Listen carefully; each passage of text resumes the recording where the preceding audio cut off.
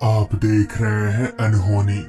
अनहोनी में आज की कहानी हमारे साथ शेयर की है जयपाल जी ने।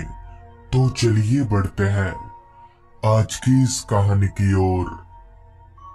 मैंने अपने जीवन के 15 साल ट्रक ड्राइवर के काम में गुजारा है और उन 15 सालों में मेरे साथ छोटी बड़ी काफी सारी घटनाएं घटी है।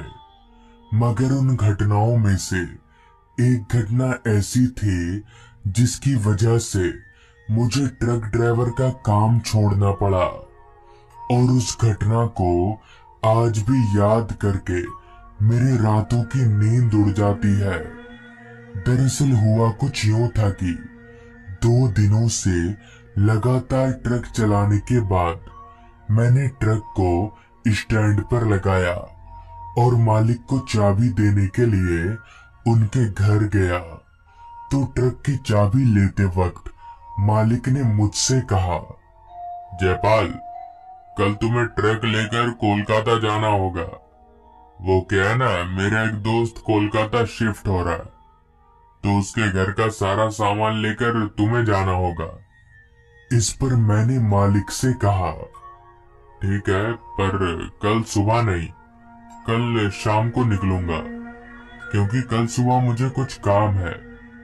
इतना बोलकर मैं अपने घर चला आया। मैं इस बार सोचकर मालिक के पास गया था कि मैं 2-3 दिनों की छुट्टी लूंगा, लेकिन मेरे छुट्टी मांगने से पहले ही मालिक ने मुझे दूसरा काम बता दिया। खैर, मैं कुछ कर भी नहीं सकता था। मालिक की बात तो माननी ही पड़ेगी। जिसके बाद अगले दिन ठीक शाम के 5 बजे मैं मालिक के घर गया और वहां से ट्रक लेकर मालिक के बताए जगह पर ट्रक लोड करवाने पहुंचा।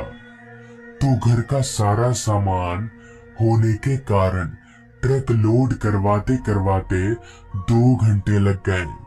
जिसके बाद ठीक शाम के 7 बजे मैं ट्रक लेकर कोलकाता जाने के लिए रवाना हो गया। ठंड का मौसम होने के कारण शाम के 7 बजे ही रात के 10 बजे की तरह मालूम पड़ रहा था। हमारे यहाँ से कोलकाता करीब 350 किलोमीटर दूर है, तो मुझे वहां पहुंचने में करीब 5 घंटे का समय लगेगा और ये 5 घंटे मैं अकेले ही तय करने वाला हूँ। असल में मेरे पहले वाला खलासी से मालिक की 1 महीने पहले कुछ अनबन हो गई थी, जिस कारण खलासी ने 1 महीना पहले ही काम छोड़ दिया और तब से हमें कोई नया खलासी नहीं मिला, जिस वजह से मैं अकेले ही ट्रक लेकर जाया करता हूँ। खैर, ट्रक चलाते चलाते 2 घंटे कब बीत गए मुझे पता ही नहीं चला। लेकिन अब रात का असर मुझे साफ साफ रास्ते पर दिखने लगा था, क्योंकि अब रास्ते पर गाड़ियों का काफिला काफी कम सा हो गया था, जिस वजह से कोहरे ने रास्ते को चारों तरफ से घेर लिया था। वो भी इतना घना कोहरा कि मुझे ज्यादा दूर तक कुछ भी साफ साफ दिखाई नहीं पड़ रहा था। अंधेरा तो पूरे रास्ते पर इस कदर फैला हुआ था कि मेरी हेडलाइट की रोशनी उस अंधेरे के सामने कम पड़ रही थी। कुछ दूर इसी तरह आगे बढ़ने के बाद मैंने जब अपनी घड़ी में वक्त देखा तो रात के 9:30 बज रहे थे। काफी देर से कुछ ना खाने के कारण अब मुझे काफी तेज भूख भी लगने लगी थी। तो मैं ट्रक को कुछ देर के लिए रास्ते के एक किनारे पर रोका और घर से लाए खाने को खाने लगा। करीबन 15 मिनट खाना पीना खाने के बाद मैं वापस से ट्रक को भगाने लगा। काफी ठंड होने की वजह से मैंने ट्रक की सारी खिड़कियां बंद कर रखी थी ताकि ठंडी ठंडी हवाएं ट्रक के अंदर ना आ सके। अभी मैं ट्रक चला ही रहा था, तभी मुझे याद आया कि एक शॉर्टकट रास्ता है जिससे मैं 1 घंटे पहले कोलकाता पहुंच जाऊंगा। और ये सोचते ही मैंने ट्रक को उस रास्ते पर ले लिया। तो उस रास्ते पर ट्रक को लेते ही मैंने देखा कि वो रास्ता दोनों तरफ से जंगलों से घिरा हुआ है और उस रास्ते पर पहले वाले रास्ते से भी ज्यादा अंधेरा फैला है। जंगली रास्ता होने के कारण रास्ता काफी टूटा फूटा सा था। अभी मैं आगे बढ़ ही रहा था कि तभी मेरी ट्रक का टायर खड्डे में पड़कर उछला। तो ट्रक के उछलते ही मुझे एक आवाज आई, अरे ट्रक ध्यान से चला वरना पीछे रखा सारा सामान टूट जाएगा। उस आवाज को सुनकर मैं एकदम से चौंक गया कि भला ये आवाज आई तो आई कहां से। ट्रक में तो मेरे अलावा और कोई भी नहीं है। लेकिन फिर भी मैं अपने अगल बगल अच्छी तरह से देखा तो ट्रक में मेरे अलावा और कोई भी नहीं था। खैर मैं इसे अपने मन का वहम मानकर आगे बढ़ने लगा। करीब 10 मिनट इसी तरह से ट्रक चलाने के बाद अचानक ही मेरे नाक में बीड़ी जलने की गंध आने लगी। मगर ये कैसे हो सकता है? मैंने तो सारी खिड़कियां बंद कर रखी थी, तो बाहर से किसी भी तरह की गंध नहीं आ सकती और अंदर में मैं अकेला ही हूँ, तो बीड़ी जलने की गंध आ कहां से रही है? रहते रहते बीड़ी जलने की गंध ट्रक के केबिन में इतनी फैल गई कि मुझे सांस लेने में भी दिक्कत महसूस होने लगी। तभी मैं अपनी तरफ वाली खिड़की खोलने का सोच ही रहा था कि तभी मैंने जो देखा उसे देखकर मेरे होश उड़ गए, क्योंकि मैंने देखा कि बगल वाली सीट की खिड़की अपने आप ही खुल रही है, मानो कोई अदृश्य शक्ति उस खिड़की को अपने हाथों से खोल रही हो। ये देखकर मैं काफी डर गया। अभी मेरा ध्यान उस खिड़की की तरफ ही था कि तभी एक बार फिर मेरी ट्रक का टायर खड्डे में पड़ा। तो इस बार मुझे ऐसा महसूस हुआ जैसे किसी ने पीछे से मेरे गाल पर एक थप्पड़ जड़ दिया हो। और तभी पीछे से आवाज आई, कब से बोल रहा हूँ ट्रक ठीक से चला, सुनाई नहीं देता क्या? इस आवाज को दोबारा सुनकर और अपने गाल पर चांटा खाकर मैं समझ गया कि ये मेरा वहम नहीं और दाल में कुछ काला है।